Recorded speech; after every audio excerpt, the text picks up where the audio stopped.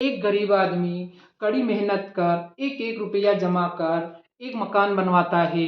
इस मकान को बनाने के लिए वो लगभग पिछले 20 सालों से एक एक पैसा इकट्ठा कर रहा था और बचत कर रहा था और सोच रहा था कि जब का थोड़े पैसे इकट्ठे हो जाएंगे तो मेरा परिवार और मेरे बच्चे इस झोंपड़े से निकलकर एक अच्छे से पक्के मकान में सुख से रह सकेंगे। और इसी प्रकार धीरे धीरे करते करते एक दिन मकान तैयार हो ही गया।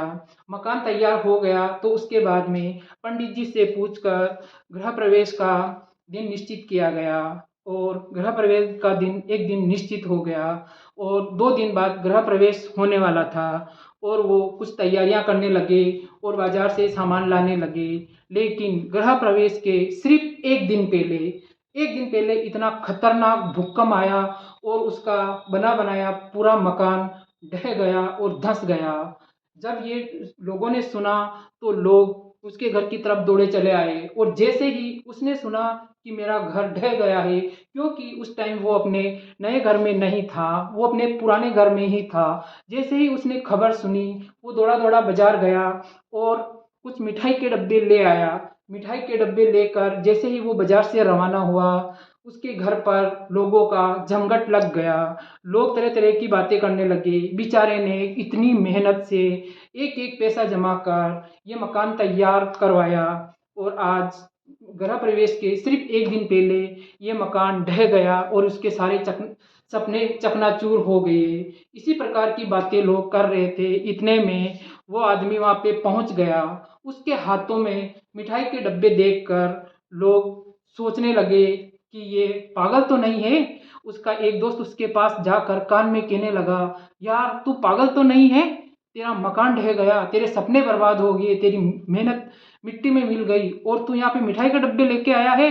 इतनी ही देर में वो मिठाई का डब्बा खोलकर एक एक व्यक्ति को मिठाई खिलाने लगा। लेकिन लोग अचरज और हैरान भरी नज़रों से उसे देखते रहे और उसको बोला कि आखिर माजरा क्या है, तेरा मकान तो ढह गया है और तेरी इतने बरसों की कमाई मिट्टी में मिल गई है और तू तू मिठाई खिला रहा है, इसकी क्या ज़रूरत है और ऐसा तूने क्या सोचा है जो तू मिठाई खिला रहा है। उसने बोला, दोस्तों तुमने इस घटना का सिर्फ एक ही पहलू देखा है, इस घटना को सिर्फ तुमने नकारात्मक पहलू से देखा है।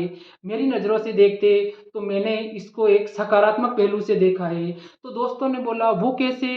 कि दोस्तों अगर ये भूकंप 2 दिन बाद आया होता तो आज मैं और मेरा परिवार जिंदा नहीं बचते। शायद इसके अंदर मेरा परिवार पूरा दब कर ख़त्म हो जाता। शायद इसके अंदर से कोई बच भी जाता तो किसी के हाथ या पैर या बॉडी में कहीं पर भी नुकसान हो सकता था, या हम किसी को खो देते तो उसका मलाल हमें ज़िंदगी भर रहता और हम ज़िंदगी भर सुख से नहीं रह पाते। मकान गया तो गया, लेकिन कम से कम हम और हमारा साथ तो यहाँ पे बच गया। और इसी चीज़ को सोचकर मैं खुश हूँ कि मालिक ने हम पे बड़ी दया करी है कि गया तो हमारा मकान ही गया, हम सब तो ठीक हैं, कोई बात नहीं, हम में प्यार और मोहब्बत होगी तो हम ऐसे ही ज़िंदगी जी लेंगे। लेकिन अगर हम में से अगर कोई बिछुड़ जाता तो हमारा जीवन भर खुश रहना नामुमकिन था। उस आदमी की बात सुनकर सभी दो दोस्त हैरान रह गए और उसके जज्बे को सलाम करने लगे और कहने लगे कि सही कहा यार, कि किसी भी चीज़ को नकारात्मक तरीके से लेने पर उसके अंदर हमें नकारात्मक विचार ही आएंगे और सकारात्मक रूप से लेने पर हमारे अंदर सकारात्मक ऊर्जा ही होगी। तो उसको वो सब सांत्वना देकर अपना ख्याल रखने की बोलकर अपने अपने घर को चले गए। लेकिन दोस्तों ये वास्तव में सोचने की बात है कि जो होना होता है वो तो होता ही है, लेकिन ये हमारे ऊपर ही निर्भर है कि किसी भी घटना को हम किस तरीके से लेते हैं। जो हो गया वो तो हो गया, लेकिन बाकी उसको किस प्रकार हमें फेस करना है वो खुद हमारे ऊपर निर्भर करता है। अगर ईश्वर कुछ करता है हमारे लिए तो वो अच्छा ही करता है, क्योंकि हमें ये नहीं पता कि कौन सी चीज़ हमारे लिए कब अच्छी साबित हो जाएगी। जैसे कि एक समुंदर था, उसके पास में से एक केकड़ा निकल कर जा रहा था और वो केकड़ा जैसे ही पीछे घूम के देखता तो मिट्टी पर उसके पद चिन्हों के निशान उसको दिखाई दिए।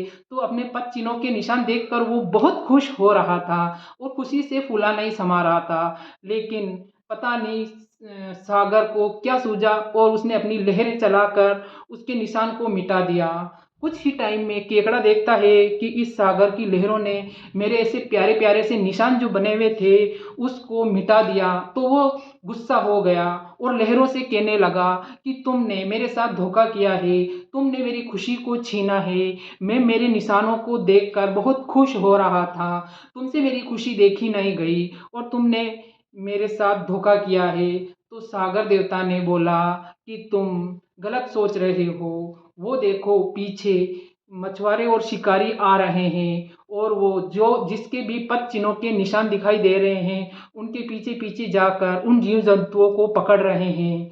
तो मैंने तुम्हारी भलाई के लिए ही किया है कि लहरों को थोड़ा तेज चलाकर जो तुम्हारे पद चिन्हों के निशान थे उसको मैंने मिटा दिया और वो मछुआरे वापस चले गए और तुम बच गए।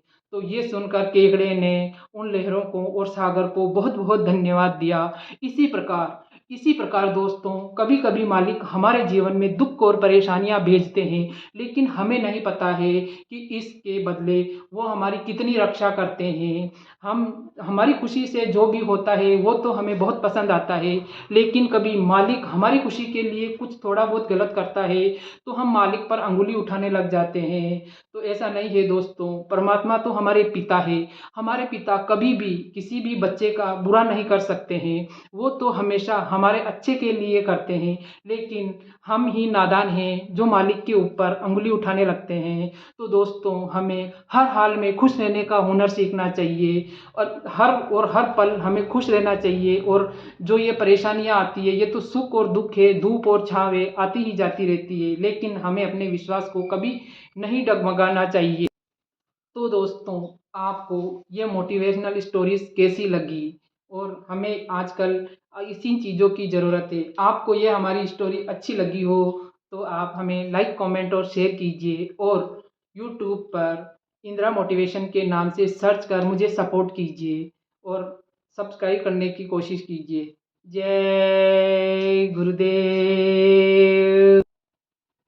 तो दोस्तों, आपको मेरी ये मोटिवेशनल स्टोरी कैसी लगी? अगर आपको मेरी स्टोरीज अच्छी लगी हो तो लाइक कमेंट और शेयर कीजिए और अगर आप मेरे चैनल पर नए आए हो तो सब्सक्राइब कीजिए और मुझे यूट्यूब पर इंदिरा मोटिवेशनल के नाम से सर्च कीजिए, क्योंकि इसी प्रकार की स्टोरी हमारे जीवन में हमें आगे बढ़ने में मदद करती है और ज़िंदगी में कभी कोई परेशानी आती है तो हम इस प्रकार की मोटिवेशनल स्टोरी सुनकर अपने जीवन में सही निर्णयों को लेकर आगे बढ़ सकते हैं और इसी प्रकार की स्टोरियाँ हमारे जीवन में आगे बढ़ने के लिए हमें हेल्प करती है।